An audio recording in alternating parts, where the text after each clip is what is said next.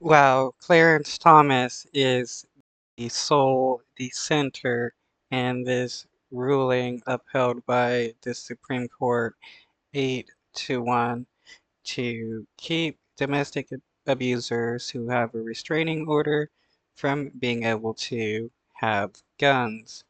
What goes through his mind when he thinks people that commit domestic violence should be allowed to have guns, which would ultimately be used to kill their spouse, which we've seen a lot of times in the past, where people have access to guns, they will use it to kill their spouse when they're having a domestic argument.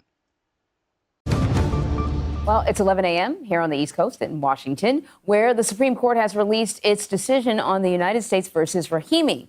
In an 8-1 vote, the justices ruled to uphold a law that bans gun ownership if someone has been the subject of a domestic violence restraining order. So let's bring in CBS News legal contributor and professor at Loyola Law School, Jessica Levinson, talk a little bit more about this. We kind of talked about it when it came down, but in case people are just tuning in right now, Jessica, give us an overview of what was the decision that the court made.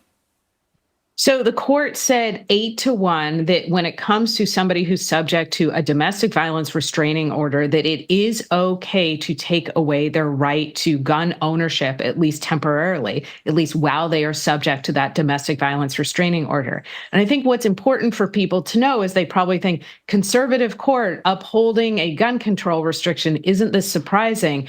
And I would say, and as Jan Crawford has previously explained for all of us, it's not surprising because what the court is really doing is clarifying its standard from 2 years ago in a case called the Bruin case, where the court said, we will allow restrictions on gun ownership and use if it is consistent with our nation's history and tradition.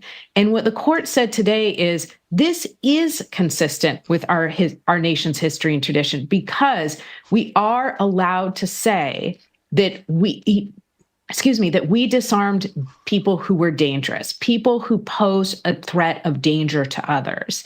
And so while there is not an exact historic analog, while you cannot say, because we didn't have domestic violence restraining orders, that there was a similar restriction when the Second Amendment was ratified, it's enough to say we understood that if somebody posed a danger to others, we could limit their right to bear arms. And the court today, I think what's important is it's providing clarification and guidance for lower courts who, frankly, I think didn't know exactly how to apply that standard. And now they're saying it is possible to satisfy, and here's an example of when you can satisfy it.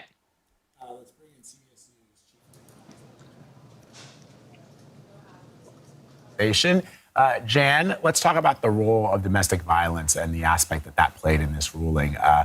Justice Thomas, known as a traditionalist, as someone who takes the Constitution as it is written, break down his argument or what he sort of ruled. He was the lone dissenter. Yeah, and I mean, I think this case is interesting because it kind of, for the last couple of years, there's been a big question. All right, let me get big picture for a minute, Vlad. Sorry. Yeah, it's good. I love just bear with me. Love big picture. Looking at this Supreme Court, which obviously 6 conservatives, 3 liberals, for the last couple of years, we've been wondering, like, what is this court? What are they doing? Who is this court? Who's in control of this court? And there's been some speculation that this is the Roberts Court. He's the Chief Justice, but he's a little more moderate conservative. Or is it the Thomas Court, the originalists, like you said? Let's look at what, it was the original understanding, the original meaning of the Constitution. Let's stick to that. Was Thomas going to carry the day? Because Thomas had always been kind of, this one voice who has a very unique view of the law. After the death of Justice Scalia, he was, and even before then, he was the clearest voice on wanting to overturn cases that he didn't think were rightly decided, on really holding people to what the Constitution meant at the time, the understanding at the time. And today we see that, this is a case where Justice Thomas is still going to be that one voice pressing that kind of unique conservative view of the law. And so today we see him in dissent saying that, back in the good old days, when the country was founded, we didn't have laws laws against domestic violence. It wasn't. And so today, the Second Amendment, this just doesn't fit. He's worried about the process. How did Rahimi have the proper process? But his bottom line, as Jessica pointed out earlier, was that there wasn't a law, comparable law at the time. So that's why we can't have that today.